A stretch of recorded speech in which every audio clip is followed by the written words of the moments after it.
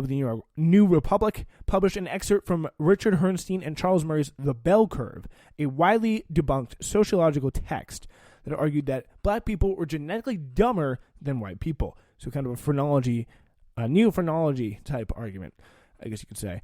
As Sullivan has pointed out again and again, he also published a wide variety of rebuttals of the Bell Curve's argument in the same magazine, largely because, again, his entire staff threatened to quit. There's another side of the story there. Pretty important. Sullivan's mind, the compromise means that he was doing his journalistic due diligence to, quote, hear both sides of a complex issue. Again, who can decide? Are black people genetically dumber than white people? Who knows? Could go both ways, you know? That's what I always say. In his latest post, he framed himself as an agnostic on the issue of whether black people are genetically dumber than white people, while touting the credentials of all the people that he published back then that disagreed with him. He then couches his argument that it's possible that black people are dumber than white people in long paragraphs of intellectually dense throat-clearing that amount to human nature is complicated and both genes and the environment affect it.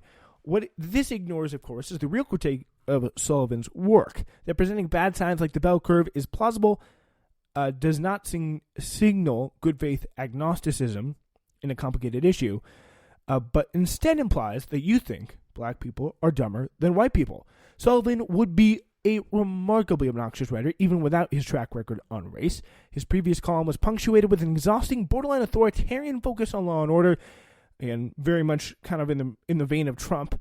He's on the forefront of the anti-diversity leftist critique is free speech, is anti-free speech brigade, kind of leading the whole cancel culture crowd here. Is very, very big with that.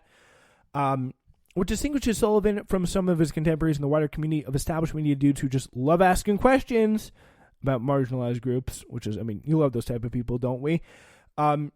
Is his place in the history of digital media and the admiration that some people, Smith included, still hold from him.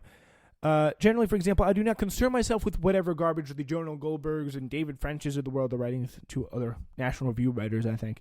Their world does not intersect much with mine, and their point of view does not represents a garden variety bootlicking conservatism that is incredibly boring to anybody who hasn't been part of the Beltway private dork sector they cater to.